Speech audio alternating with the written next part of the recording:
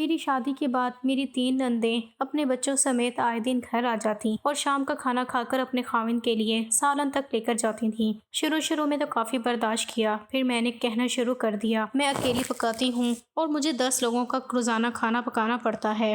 لیکن شوہر صاحب الٹا مجھ پر بول پڑے کہ تم ٹھیک نہیں ہو۔ یہ سن کر میری شادی کو 2 مہینے ہو چکے تھے۔ شروع کے دن تو کسی خواب کی طرح تھے۔ ذیشان میرا بہت خیال رکھتے تھے اور امی یعنی میری ساس بھی مجھ سے بہت شفقت سے پیش آتی تھیں۔ لیکن وقت کے ساتھ ساتھ خوش فہمیوں کی دھند چھٹنے لگی تھی اور مجھے احساس ہوا کہ اس گھر میں میری حیثیت ایک فرد سے زیادہ ایک ایسی مشین کی ہے جس کا کام صرف دوسروں کی فرمائشیں پوری کرنا ہے۔ صبح کے 9 بج رہے تھے۔ کچن کی کھڑکی سے سورج کی پہلی کرن اندر جھانک رہی تھی، لیکن میرے لیے یہ روشنی سکون کے بجائے نئی ذمہ داریوں کا پیغام لے کر آئی تھی۔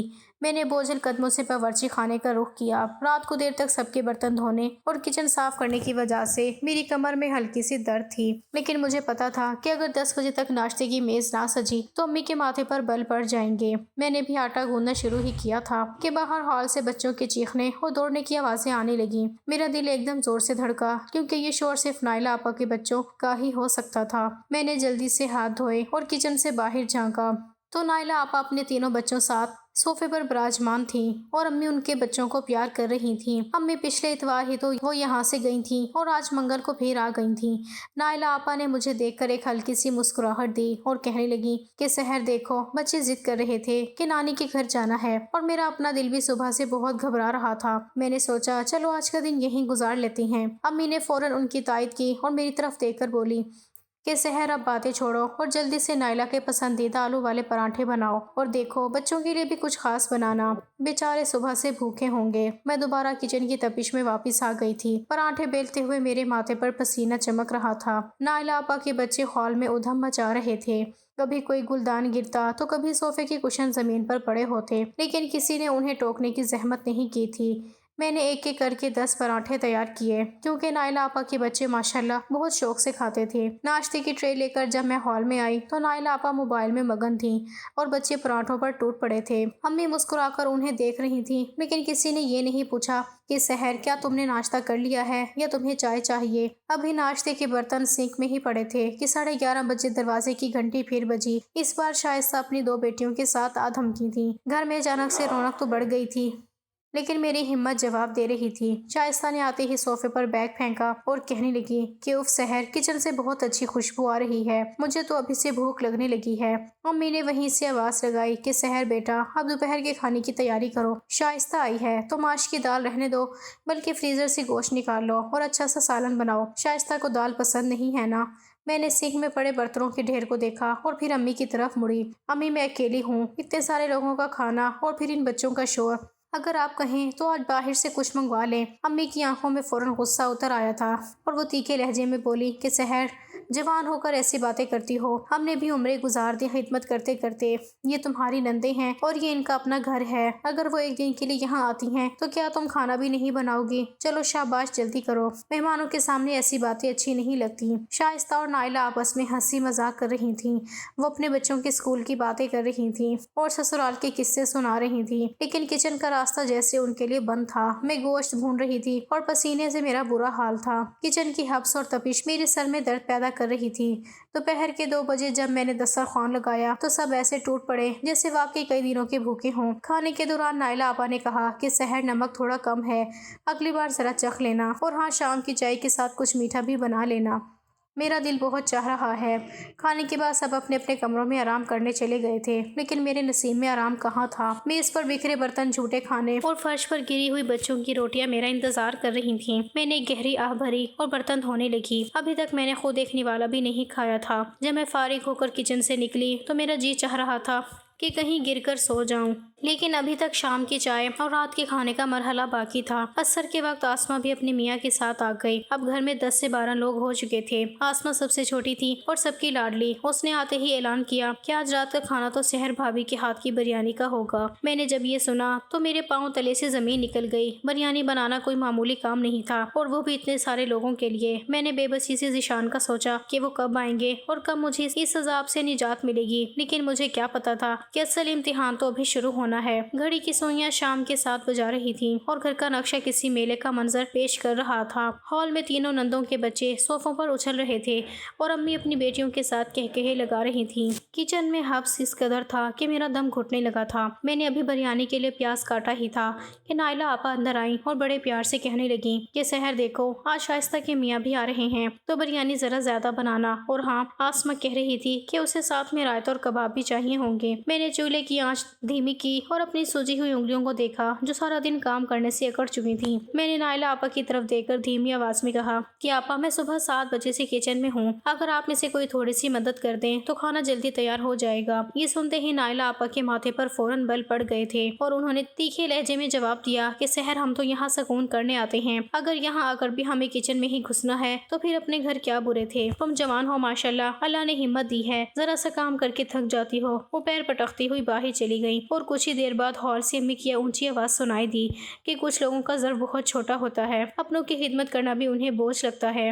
یہ طنز سیدھا میرے کلیجے کے پار ہوا تھا۔ میں نے خاموشی سے آنسو پونچھے اور دوبارہ بریانی کے پتیلے کی طرف متوجہ ہو گئی۔ رات کے 9 بجے جب دسترخوان لگا تو سب ایسے ٹوٹ پڑے جیسے واقعی میری محنت کی انہیں کوئی قدر نہیں تھی۔ کھانے کے دوران ہر کوئی اپنی پسند اور ناپسند بتاتا رہا، مگر کسی نے یہ نہیں پوچھا کہ سحر تم کیوں نہیں بیٹھ رہی، تم نے کچھ کھایا یا نہیں۔ کھانا ختم ہوتے ہی نائلہ آپا نے سنک کے پاس آ کر کہا کہ سحر، یہ جو سالن بچ گیا ہے اس کا ایک ڈبہ پیک کر دو، میرے میاں صبح دفتر لے جائیں گے۔ اور شائستہ نے بھی اپنا حصہ پہلے ہی علیحدہ کر لیا تھا۔ میں حیرت سے انہیں دیکھتی رہ گئی کہ میں یہاں اکیلی کھپ رہی ہوں اور یہ لوگ کل کا انتظام بھی یہیں سے کر رہی ہیں۔ رات کی 11 بجے جب سب اپنے اپنے کمروں میں جا چکے تھے اور میں برتن دھو کر فارغ ہوئی تو میری ہمت جواب دے چکی تھی۔ میں جب اپنے کمرے میں آئی تو ذیشان آرام سے بیڈ پر لیٹے موبائل دیکھ رہے تھے۔ میں نے ان کے قریب بیٹھ کر لرزتی آواز میں کہا کہ ذیشان، مجھے آپ سے کچھ بات کرنی ہے۔ انہوں نے موبائل سے نظریں ہٹائے بغیر کہا کہ ہاں کہو، کیا بات ہے سحر؟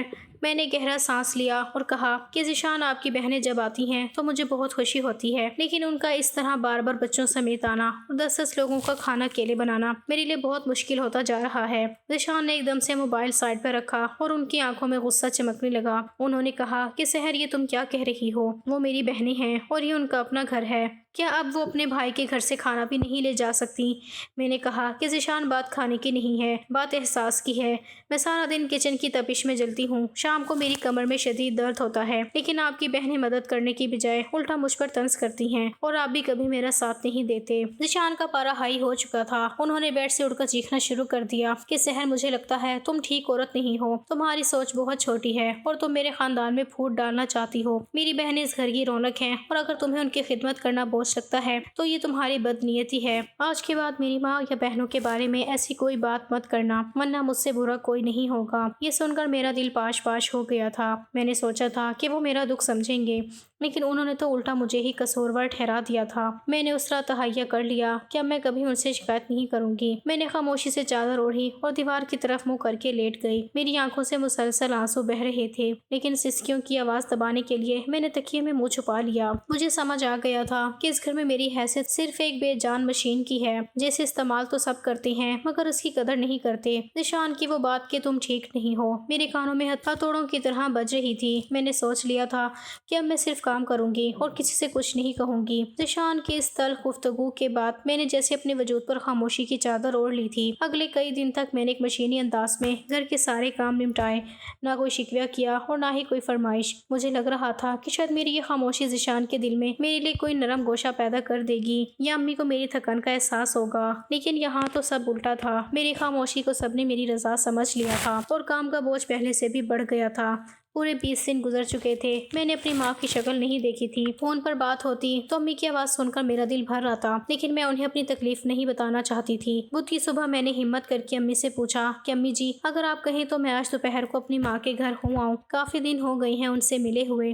امی نے موبائل سے نظریں ہٹائیں اور بیزاری سے کہا کہ ہاں ہاں چلی جانا، لیکن دیکھو گھر کے سارے کام ختم کر کے جانا اور شام کی کھانے سے پہلے واپس آ جانا۔ مجھے رات کو دیر سے کھانا پسند نہیں ہے۔ یہ سنتے ہی میں خوشی خوشی کچن میں لگی اور بجلی کی تیزی سے سارے کام نپٹا دیے۔ برتن دھوئے، گھر میں جھاڑو لگایا، پودوں کو پانی دیا اور دوپہر کا سالن بھی بنا کر ڈھک دیا۔ میں نے سوچا تھا کہ بس 2 گھنٹے امی کے پاس بیٹھوں گی تو میرا بوجھل دل تھوڑا ہلکا ہو جائے گا۔ پھر میں اپنے کمرے میں گئی اور تیار ہونے لگی۔ میں نے اپنا پسندیدہ نیلا جوڑا پہنا اور بالوں کو سلیقے سے سنوار دیا۔ میں نے ذیشان کو بھی کال کر کے بتا دیا تھا۔ ابھی میں نے اپنا پرس اٹھایا ہی تھا کہ باہر ہال سے وہی جانی پہچانی آوازیں آنے لگیں۔ نائلہ آپا اور شائستہ اپنے بچوں سمیت لاؤنج میں ڈھیر ہو چکی تھیں۔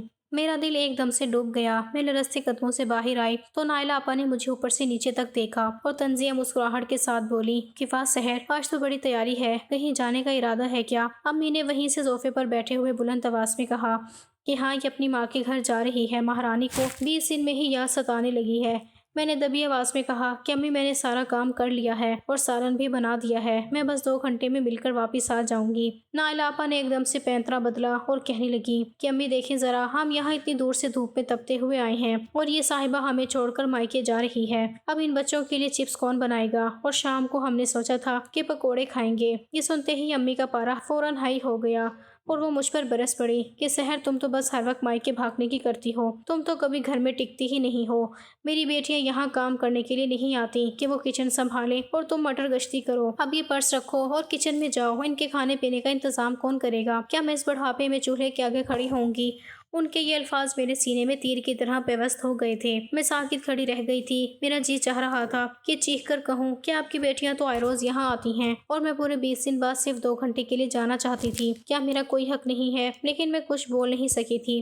میری آنکھوں میں آنسو بھر آئے تھے۔ میں نے خاموشی سے کمرے میں جا کر اپنا جوڑا اتارا اور دوبارہ وہی پرانا سوتی سوٹ پہن لیا اور کچن کی طرف بڑھ گئی جہاں نندوں کی فرمائشیں میرا انتظار کر رہی تھیں۔ سارا دن میں نے آنسو پیتے ہوئے گزارا تھا۔ میں کباب تل رہی تھی اور میرا ذہن اپنی ماں کے گھر میں بھٹک رہا تھا جہاں میں نے سکون کے چند لمحے گزارنے کا خواب دیکھا تھا۔ شام کو جب ذیشان دفتر سے واپس آئے تو مجھے کچن میں کام کرتا دیکھ کر حیران رہ گئے۔ انہوں نے ہال میں قدم رکھتے ہی پوچھا کہ سحر، تم امی کے گھر نہیں گئی؟ میں نے تمہیں کہا تو تھا کہ چلی جانا۔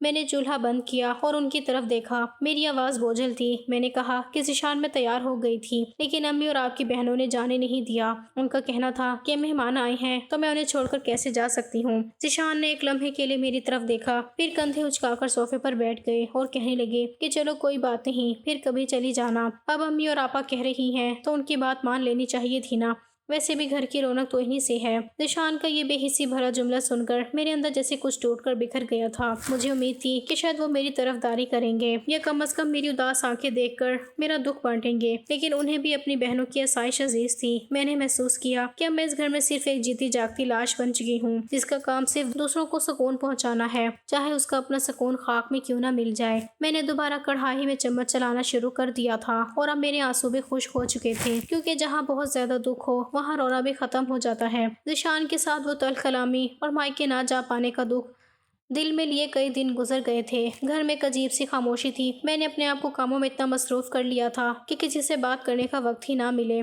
لیکن پچھلے کچھ دنوں سے میری طبیعت غیر معمولی طور پر بوجھل رہنے لگی تھی۔ صبح اٹھتی تو سر چکراتا اور سارا دن نقاہت محسوس ہوتی تھی۔ اتوار کا دن تھا اور ذیشان گھر پر تھے۔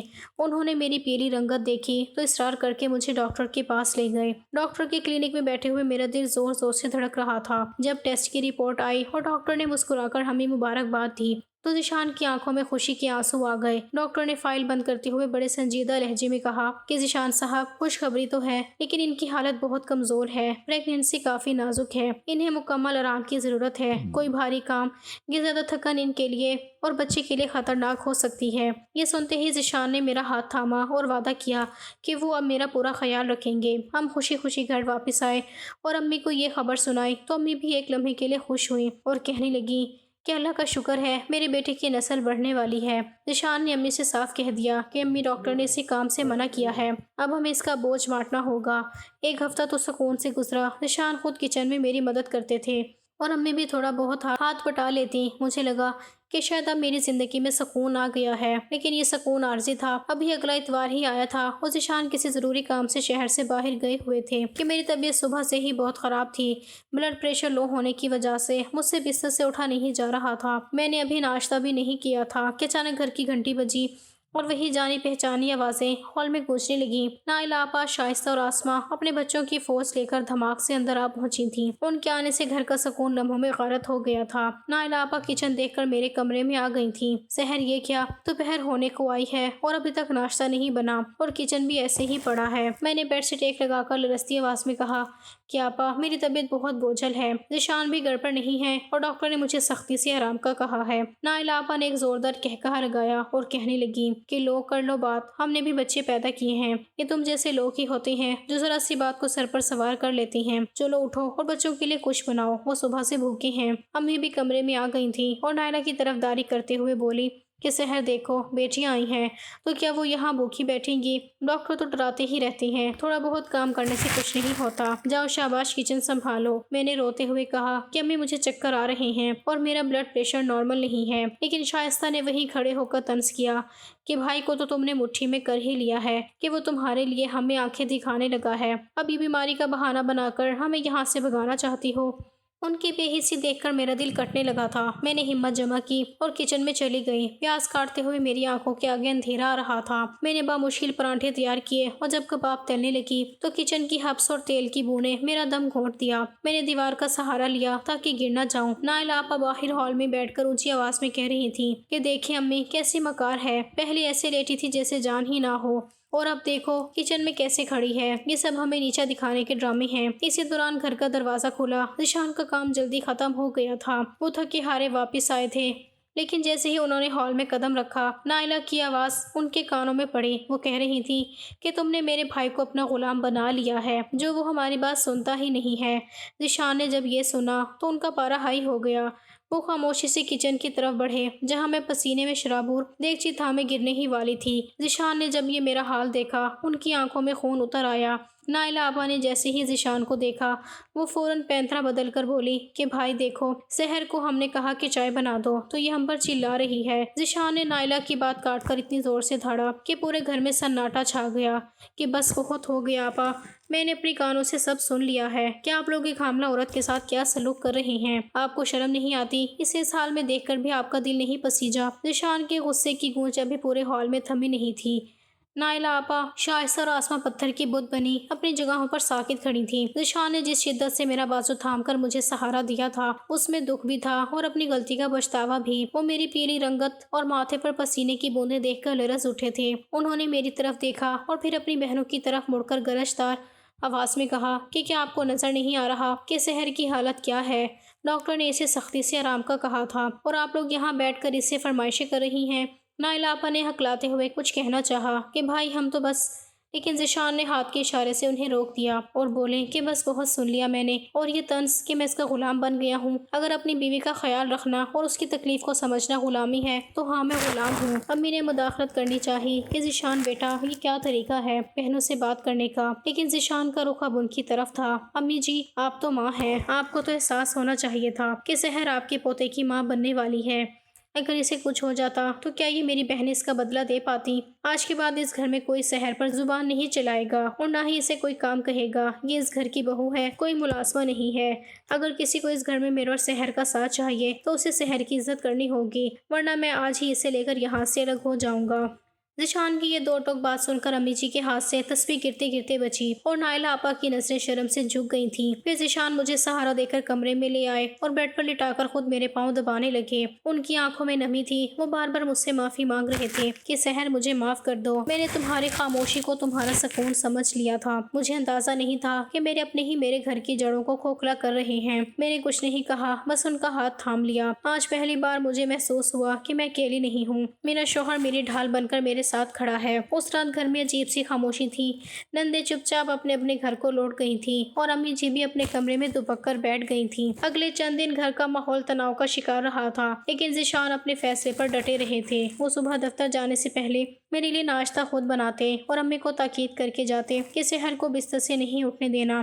آہستہ آہستہ امی کے رویے میں تبدیلی آنے لگی تھی۔ شاید انہیں اپنی غلطی کا احساس ہو گیا تھا، یا شاید وہ ذیشان کو کھونے کے ڈر سے بدل گئی تھیں۔ ایک ہفتے بعد نائلہ آپا اور شائستہ پھر آئیں۔ میرا دل دھک سے رہ گیا کہ کہیں پھر سے وہی سب شروع نہ ہو جائے، لیکن اس بار منظر مختلف تھا۔ نائلہ آپا سیدھی میرے کمرے میں آئیں اور میرے بیڈ کے کونے پر بیٹھ گئیں۔ ان کی آنکھوں میں وہ پرانی شوخی اور طنز نہیں تھا بلکہ ایک عجیب سی شرمندگی تھی۔ انہوں نے میرا ہاتھ پکڑ کر دھیرے سے کہا کہ سحر ہمیں معاف کر دو، ہم اپنی انا اور آسائش میں اتنے اندھے ہو گئے تھے کہ تمہاری تکلیف نظر ہی نہیں آئی۔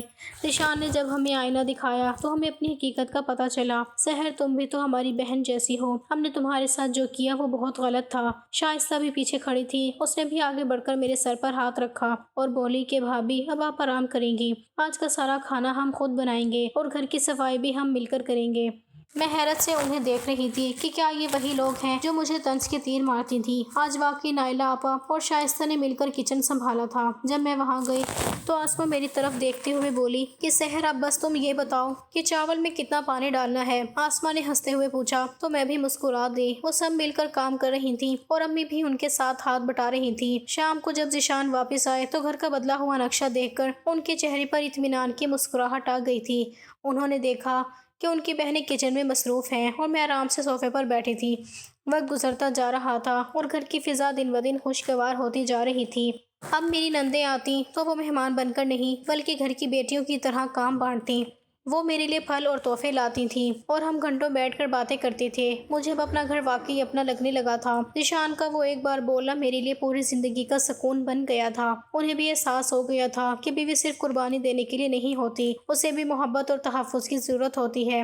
سچ تو یہ ہے کہ جب شوہر اپنی بیوی کے حقوق کے لیے کھڑا ہوتا ہے تو پورا سسرال خود بخود سیدھا ہو جاتا ہے۔ کچھ مہینوں بعد جب اللہ نے ہمیں بیٹے سے نوازا تو پورے گھر میں خوشیوں کا سماں تھا۔ نائلہ آپا، شائستہ اور آسما نے مل کر بچے کا عقیقہ کیا اور سارے انتظامات خود سنبھالے۔ مجھے ایک لمحے کے لیے بھی کچن میں جانے کی ضرورت نہیں پڑی تھی۔